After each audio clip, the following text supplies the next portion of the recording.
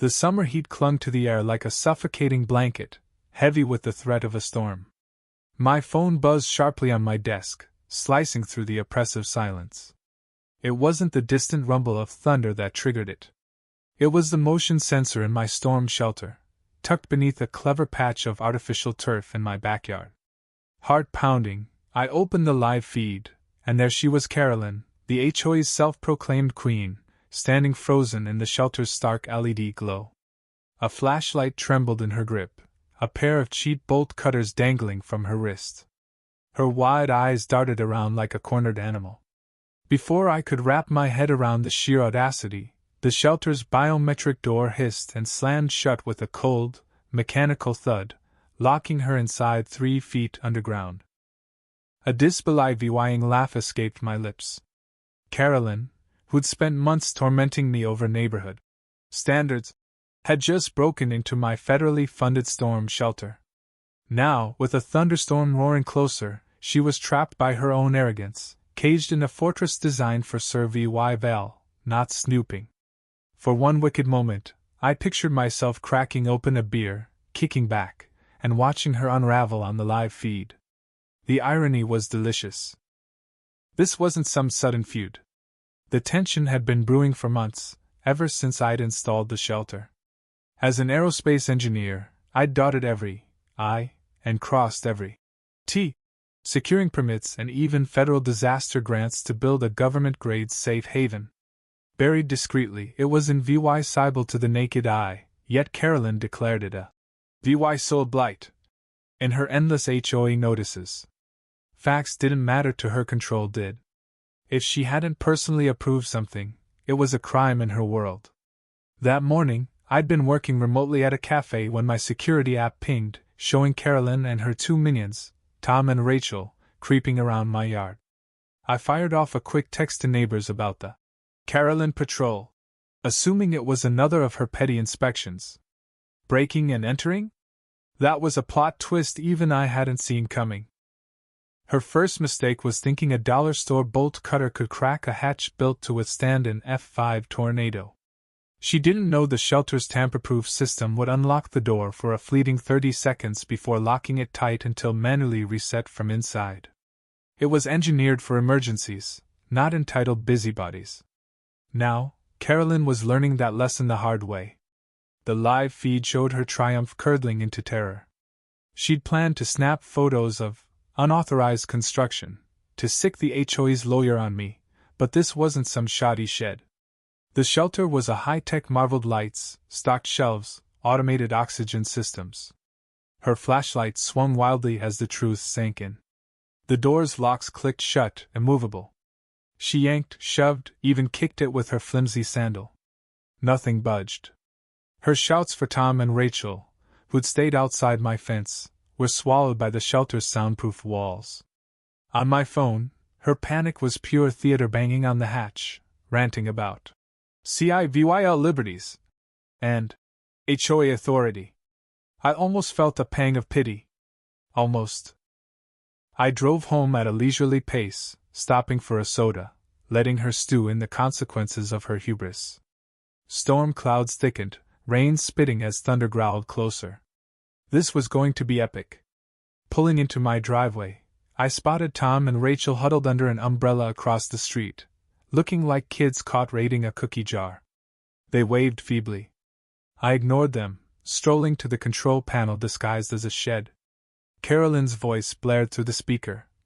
"This is unlawful imprisonment. Release me now." I leaned into the mic, cool as ice. "You're trespassing in a federally protected facility. Stay calm. Authorities are on their way." Her scream could have shattered glass. I hadn't called the cops yet, but the lie was worth it for her reaction. As storm sirens wailed, I dialed the sheriff's office, reporting a break-in at a federal disaster site. The dispatcher's tone sharpened, promising deputies and a federal investigator. This wasn't an HOA squabble, Anna Maria, it was government business. Inside the shelter, Carolyn spiraled. She'd gone from threats to pleading, now pacing in frantic circles, ignoring the water, rations, and oxygen systems around her. Her flashlight lay abandoned, her hands clawing at the walls. Outside, rain lashed the street, neighbors gawking from porches, phones out, words spreading like wildfire. Carolyn was in deep. Tom and Rachel whispered frantically, avoiding my gaze. I caught their eyes and raised an eyebrow. They looked away, drenched and guilty. 15 minutes later, 2 sheriff's SUVs rolled up, lights slicing through the gloom. I handed the lead deputy, a no-nonsense guy named Carter, a packet permits, footage, grant papers. He skimmed it, nodding. She broke into your federal shelter during a storm warning and got locked in. I shrugged, hiding a grin. That's about it. He whistled, pulling up the live feed. Carolyn's voice screeched about expired water and calling the governor. Carter shook his head.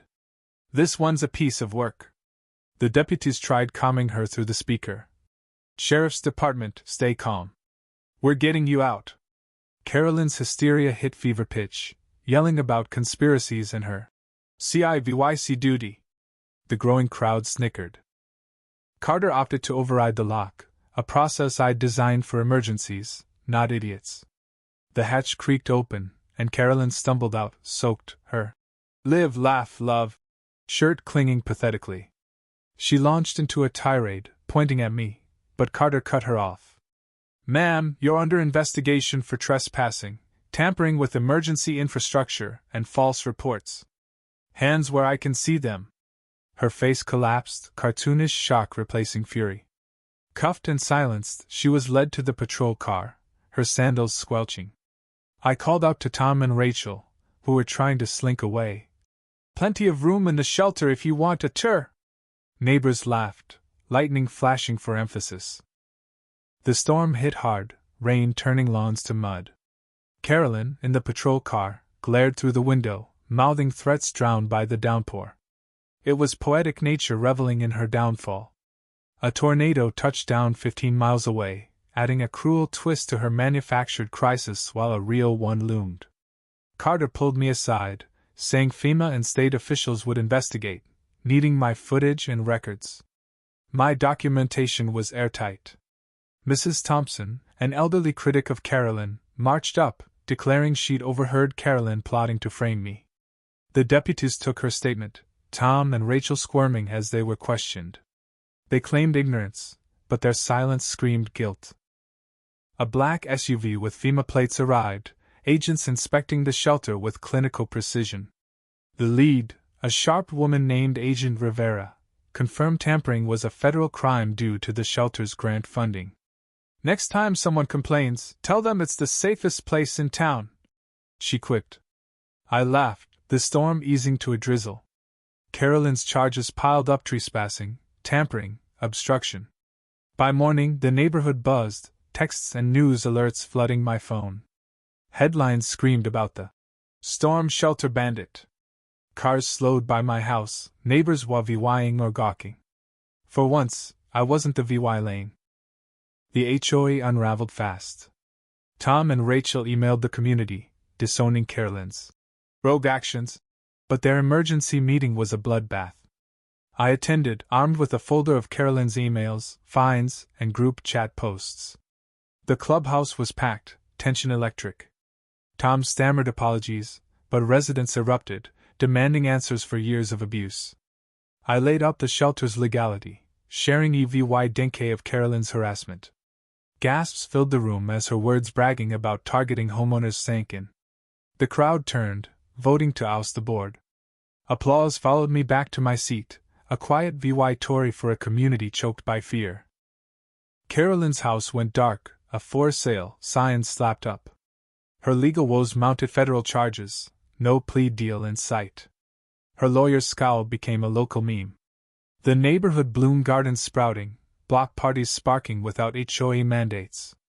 At a barbecue, neighbors unveiled a polished sign for my property.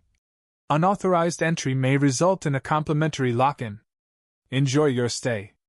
A cartoon tornado chased a caricature of Carolyn's scowl. I laughed, helping mounted by the shelter, a symbol of triumph. Carolyn's lawsuit against the HOA flopped, her house sold at a loss, and she faded, her name a punchline. I joined an advisory committee, ensuring no new tyrant rose. One evening, watching the sunset, I felt the weight lift.